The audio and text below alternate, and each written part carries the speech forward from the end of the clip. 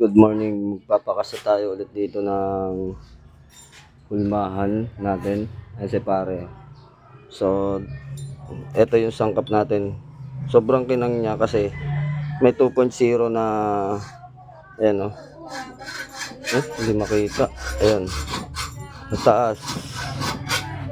May 2.0 siya na kasa ng gold. May halo. So, swerte ng sa atin ngayon, makakakuha ng gamit. Dahil ito ay kalis na chachap-chapin natin, may halong gold. At meron tayong kampana doon sa loob, yung tangkay na natitira, yun na lang ang gagamitin natin. Ito na ipapakasa natin. Sator Coronados, yung likod ay Sator Adonai, pinagsama, 2-in-1 na siya. Hindi na kailangan ng dalawang medalyon, so nandito na siya, kasado na. At yung araw at buwan na balanse, equal na tinatawag.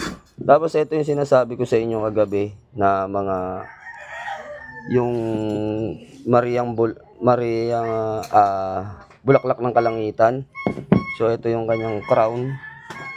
Tapos yung crown niya, ito bulaklak, yung kanyang crown. Tapos ito naman, ipipix na lang, dilagay. Pwedeng tanggalin, pwedeng ikasa. So dito yan sa kamay yung kapangyarihan. Yan. So may mga nakikita kayo na birhen na ganito ang kasa. So ito may kasa tayo niyan. Kakaiba sa lahat ng ito yung mga walang kapareho. Tapos yung butiki natin na ubos na. Grabe, non-stop to. Ito yung malakas sa atin. Tapos ito, napakalakas, laging ubos to.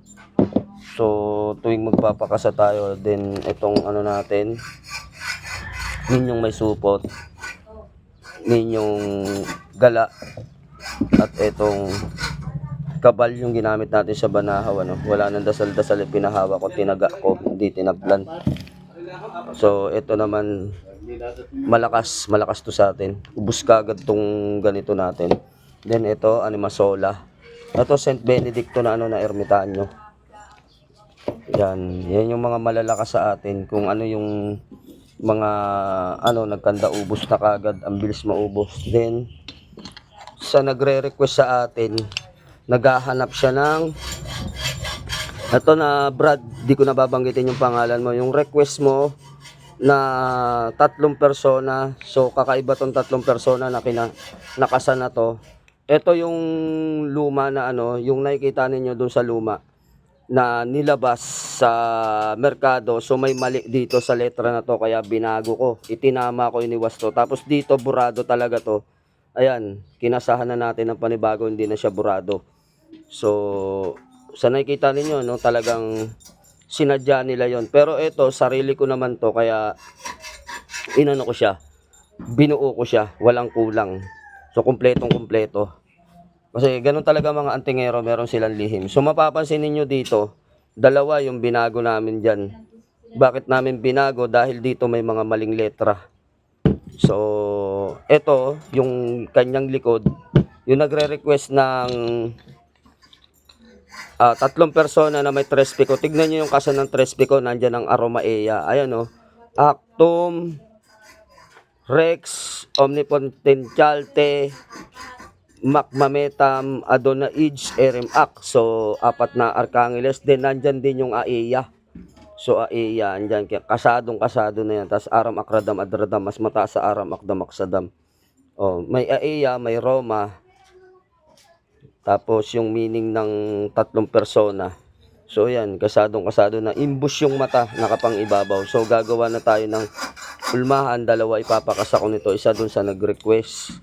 Bali 5 na siguro para dun sa mga So yun yung ating mga ipapaano ngayon. Andito yung ating mga hulmahan sa loob dito.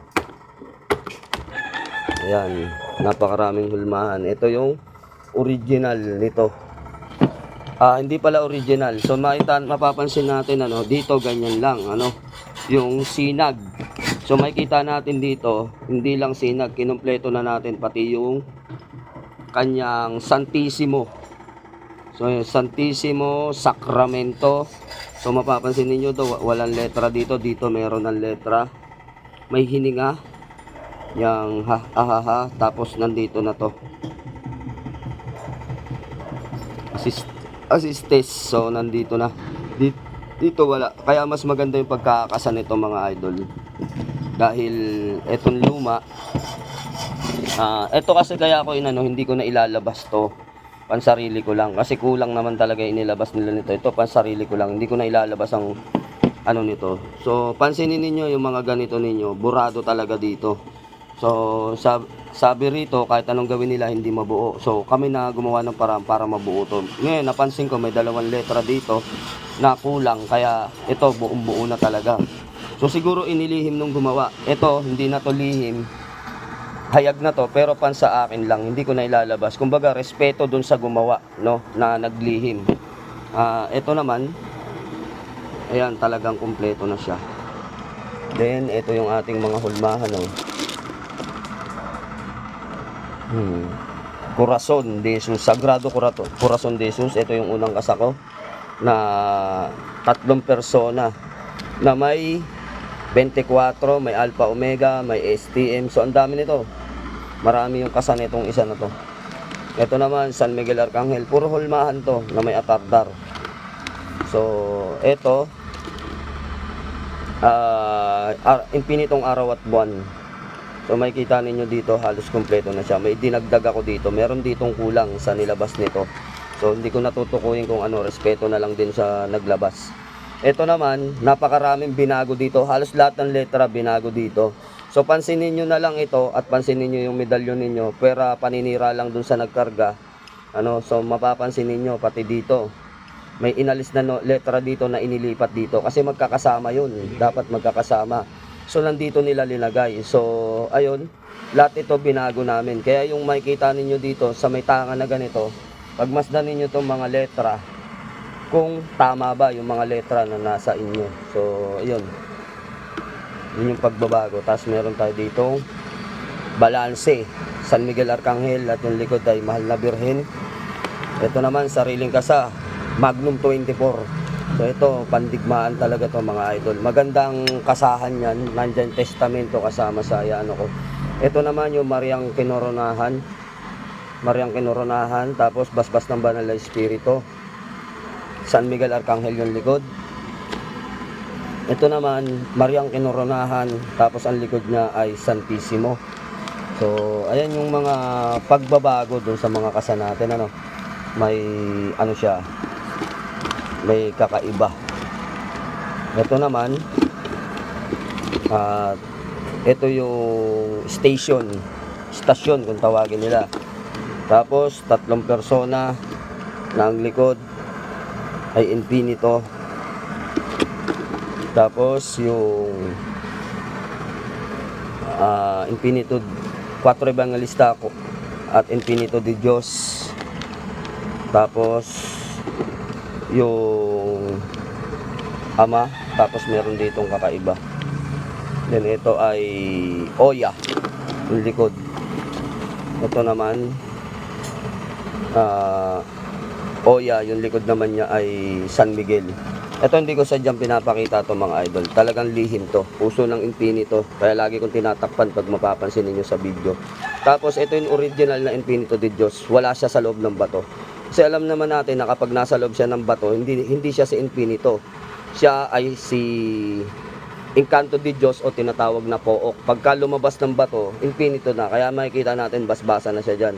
So yan yung pagkakaiba dito sa nakasanayan ninyong tawagin na infinito de Diyos. Nasa loob ng bato. Hindi pa yan totally sa kalihiman. Hindi talaga siya infinito de Diyos dyan. Ito ay tinatawag pa lang siya ng ninuno para bautismohan sa bagong pangalan na infinito de Diyos. So sa kaliwanagan, ito ay Encanto de Diyos pa lang at Pook pa lang yan. Ngayon, ano ang tunay na infinito de Diyos? Ang tunay na infinito de Diyos yung lumabas na siya sa bato.